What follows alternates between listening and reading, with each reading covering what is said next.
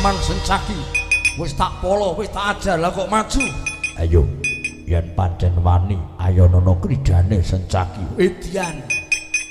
Saiki gelem mumuk, saiki gelem pamer. Paman Sencaki kongas. Rasa kok kan gunem sing tanpa guna ayo. Saiki arep ngantem-ngantemo. Arep ngidak-ngidako, arep dugang-dugango. Yo, dibantanganku kelakon bengkah dadamu. Ngantemo. Awas. Po.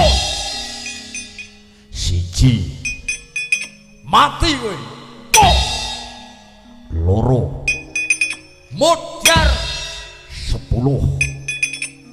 Mati 15. Modar 31. Modar Tidak papat.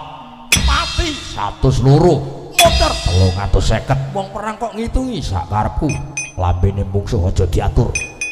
Paman Sencaki yen pancen iso maleso karo Stejo Mudar Pak Wales tenan. lho Paman Sencaki mungsuhane kene kok mlayu ning ndi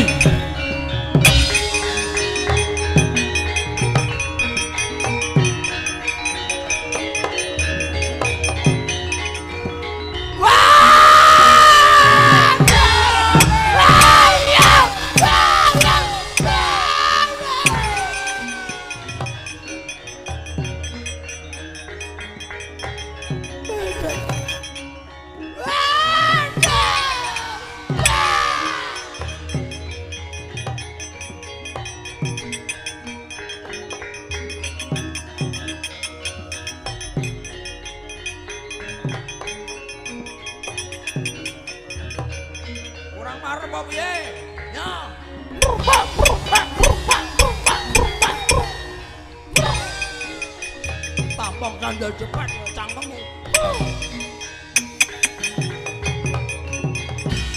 aja ya lole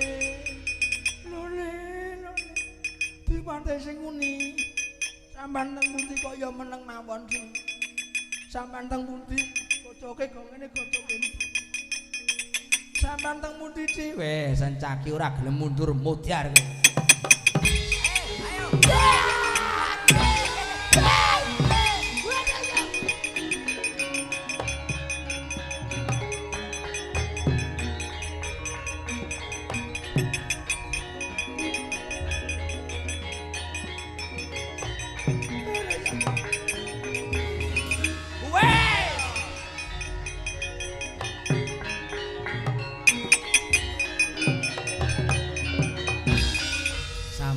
wau teng pundi teng Sangkal Putung enten apa nambake niki lengen kula sing ucul iyeng pripun sampean kok nggawa bongkotan pring mriki ngajar kula sakayange karepe pripun wau teng mriki rak Sencaki ngajar karo sampeyan nggih sampean bengak-bengok golek gaman kula ora nemu-nemu nganti perintah Durmagati he gorene sing julungke bongkotan pring tak kira sampean Sencaki lah kok jebul Kakang Durna pripate sampean teng pundi nek mboten kleru teng Bokong wong gedene semanten kok ya ora weruh nek kula niku Durna dudu Sencaki di grengete meh padha ora cengengesan niki cilaka niki lho Di lah iki cilaka sing gawe sampean aji napa Bagong nika Panakawan ning ora kena disepelekke kula gumun mboten mung Sencaki sing mriki ngajar kula Bagong gawa remukan batako napa keproke sirah kula yer dasare kula dereng maem nggih to dikepruk remukan batako terus kula sambat bengok Bagong mundur tak kira pun bali lah kok mriki melih Bagonge mriki melih Bagonge teko mriki beto napa tangan kiwa beto walesan tangan tangan beto sandal jepit terus kula ditampung nganggo sandal jepit mereke meli teplak nomor tumon di iyeng kok kabar-kabari Bagong wong agak sedih kok ya nggawa walesan iki ketokane kok Bagong rada stres aduh Di niki pripun murid sampean tanggung jawab nggih maju nggih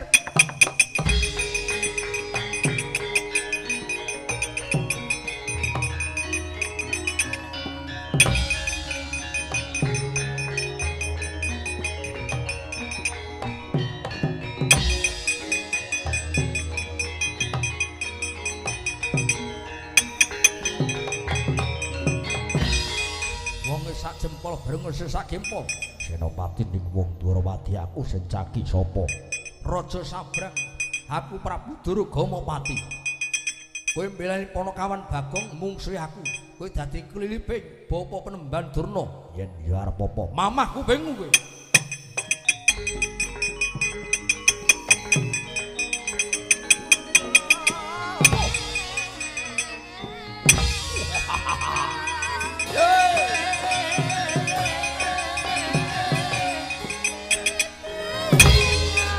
Ayo.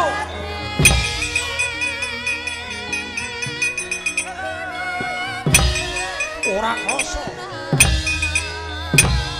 No, apane? Wah. Yeay.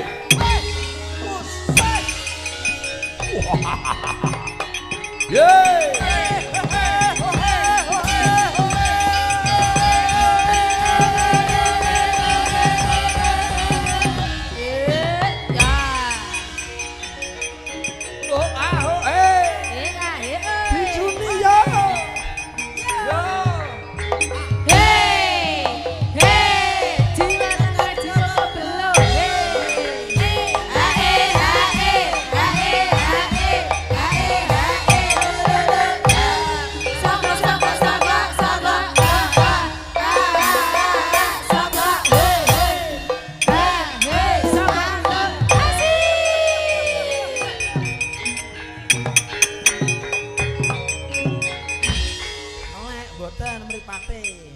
Ampun ming nyiter ditunggoni tok ditunggoni tinggal turu melek mripate melek. Nggih kula ampun melek.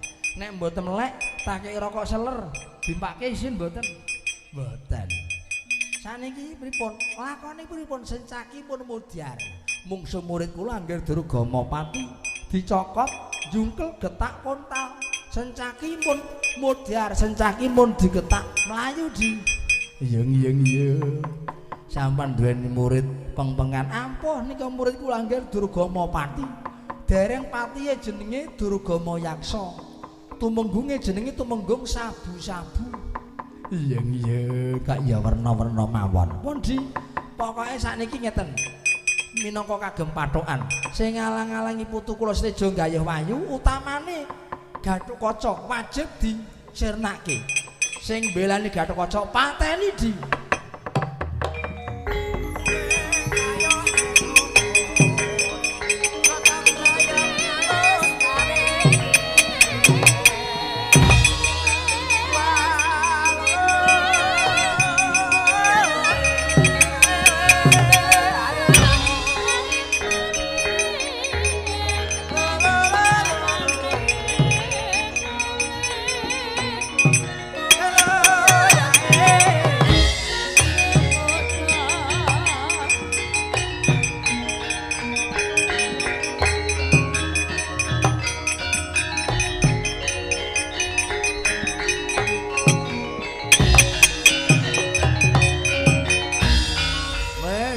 Jur pokoke Ndara Sencaki dadi tim suksese Bagong malah kalah senggak karo mungsuh Ratu Sabrang dikeploki Durna maju nyokot gulune Ndara Sencaki njungkel getak kontal.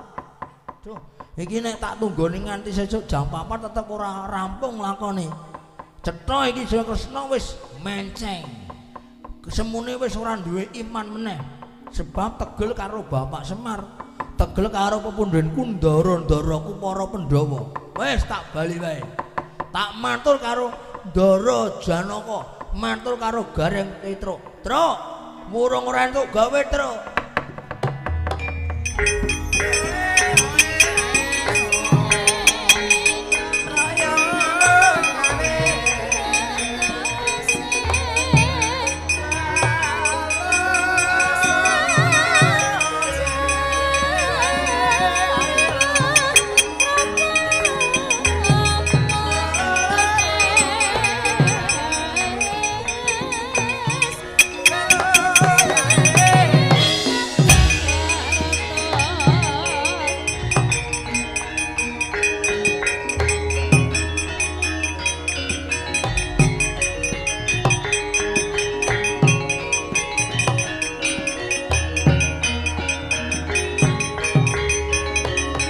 bawa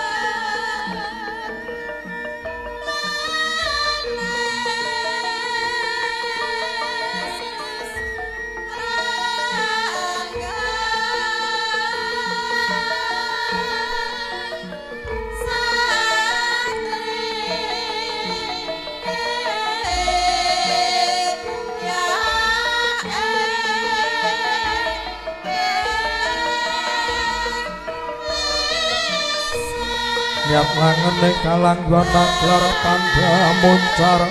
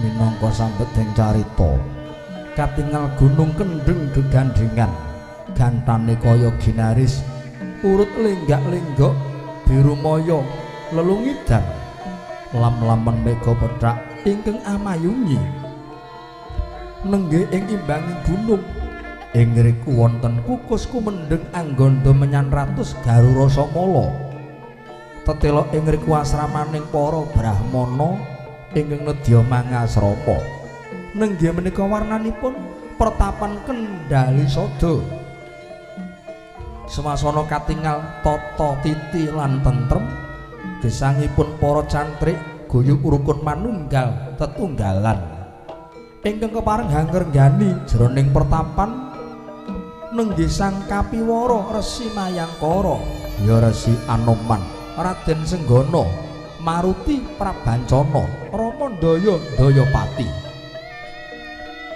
duenguni Senopati Agung ing negari Pancawati Senopatinipun sawarga Prabu Rama Wijaya karana nampi siku dendaning Sang Hyang Wisnu awit perang tanding Prabu Rama lan Dasamuka Raden Senggana bedol gunung Wungrungan katablekaken Prabu Dasamuka satemah nampi siku dendaning Bathara kinenebus dosa kalepatanipun kanthi cara nglampahi tapa brata dadya brahmana ya pendhita mapan wonten ing lengkahing gunung aja dupeng wujuding rewanda nanging wus bontosing kawruh bisa mangerteni manjing suruping pati sangkan paraning dumadi rikala semana pinuju lenggah wonten pacrabaan nampi praptanipun Raden Wisanggeni miwah Raden Antasena ing wingking pepaan Dramblabar para cantrik manguyu jejanggan indung-indung ulu guntung ingkang tansah ngisrep pangawuring Sang Mikudibya ora ngemungaken ngelmu syariat nanging torekot hakikat nganti tumeka makrifat wis kababar rinegem sagegem dadi alon cipta wirengganira